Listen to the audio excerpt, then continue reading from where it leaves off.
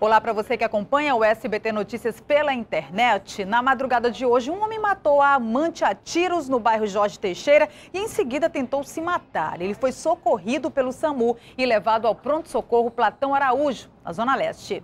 Na frente da casa da vítima, marcas de sangue. Ela morava nesta rua, no Jorge Teixeira, Zona Leste de Manaus. Fiquei sabendo porque meu esposo sai 5h30, né, para trabalhar.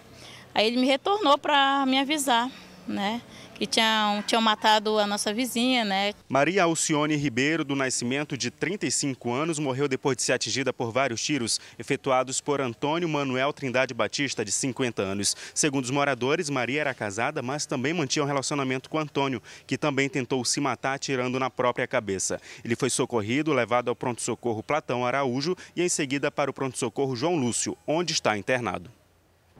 O padre Cláudio Rossini sofreu um infarto no momento em que celebrava uma missa na igreja Nossa Senhora Rainha dos Apóstolos, no bairro Dom Pedro, zona centro-oeste de Manaus. Ele não resistiu. Foi nesse altar que o padre Cláudio Rossini, de 48 anos, teve um infarto. Por volta de 9 horas da manhã, na hora que começou o ofertório da missa, o padre passou mal subitamente e desmaiou no altar. Havia médicos na Assembleia, inclusive cardiologistas, correram para atendê-lo, porque ele caiu violentamente. Correram para atendê-lo, tentaram reanimá-lo. Foi chamado uma ambulância do SAMU e ele foi removido para o pronto-socorro 28 de agosto. Amigos e fiéis da igreja lamentaram a perda. Ele era pároco há mais de um ano na igreja Nossa Senhora Rainha dos Apóstolos, no Dom Pedro. Rossini também ficou conhecido por ajudar na construção de uma capela no bairro Praça 14, Zona Sul. Nós perdemos um grande padre, a nossa Praça 14 está de luto, tá entendendo? E vamos orar muito por ele, porque o que ele fez pela Praça 14, o que ele fez pela classe motorizada, certo? Principalmente a capela de São Cristóvão Padroeiro do motorista. O padre celebrava a missa para mais de 400 pessoas, entre elas 80 crianças que se preparavam para a primeira Eucaristia. As crianças ficaram muito assustadas, né? Havia muita criança chorando, eles estavam assim... É um choque para uma criança de 10 anos, 9, 10 anos, um choque ver o padre que está ali presidindo, alegre, né? Conversando com elas, e de repente, como seria um choque qualquer pessoa morrer na sua frente. Foi isso praticamente que aconteceu, morreu na frente delas. Rossini era gaúcho e estava em Manaus há mais de 5 anos. O corpo dele já foi para o Rio Grande do Sul. Cerca de 1.000 embarcações em todo o Amazonas estão prejudicadas pela vazante dos rios. E a falta de infraestrutura nos portos também preocupa.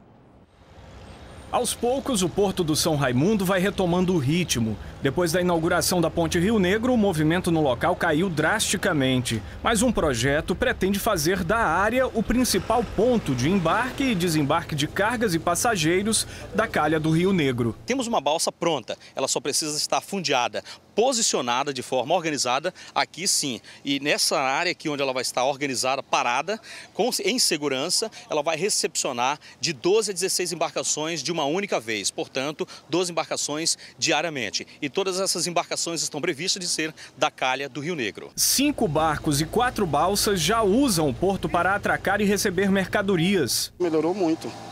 O acesso para cá está muito melhor do que lá onde a gente estava. Mas o São Raimundo é exceção. Os principais portos de atracação da capital ainda sofrem com a falta de infraestrutura durante o período de seca. No interior do estado, a situação é pior. Segundo a Associação dos Armadores, que fazem o transporte de passageiros e cargas em todo o estado do Amazonas, só aqui na Manaus Moderna atracam diariamente 100 embarcações grandes e pequenas. Por causa do período de seca, ao menos 1.000 embarcações em todo o estado do Amazonas estão sendo prejudicadas por causa de portos que não foram pensados para garantir esse tipo de logística nessa época do ano. Na verdade, só pensaram na cheia.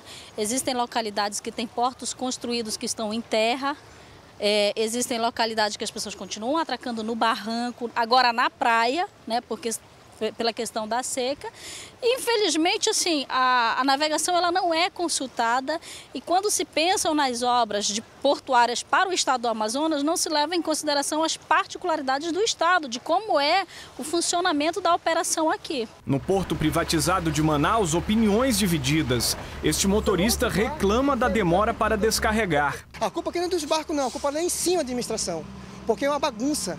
Chegamos lá Só um monte de caminhão lá em cima, 23 caminhões na hora que eu cheguei. E para descer agora, isso aqui tá horrível, isso aqui. Mas o proprietário de barco diz que este ainda é o melhor local para fazer o carregamento das embarcações. Facilita muito o nosso acesso à carga e a segurança também que o porto nos oferece aqui, né? Tanto o rio cheio quanto seco nós temos facilidade para atracar, enquanto que em outros portos aí a dificuldade devido às águas, né, ficam bem maiores. A partir de hoje, as casas lotéricas e agências bancárias do estado terão alterações nos horários de transações bancárias por causa do horário de verão. Confira. Para quem tem o hábito de pagar contas em casas lotéricas, deve ficar atento aos novos horários. As contas nós recebemos até às 19 horas.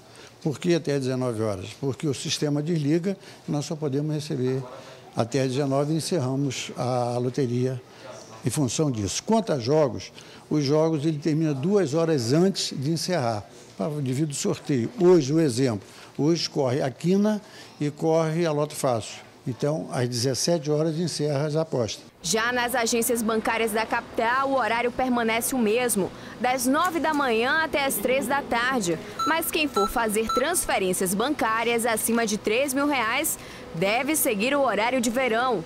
Se na capital o jeito é se programar, no interior a população vai ter que adiantar o relógio. Tendo alteração apenas nas agências do interior do Amazonas, que vão antecipar 1 hora o atendimento.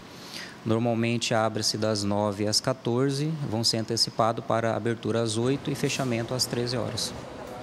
Veja a seguir, lixo é retirado da Marechal Deodoro e a ação faz parte do projeto de revitalização da área central da capital. E você vai conhecer uma técnica importada da Europa que substitui o tijolo por isopor na construção de casas populares. Agora são 13 horas e 1 minuto, não sai daí que a gente volta já.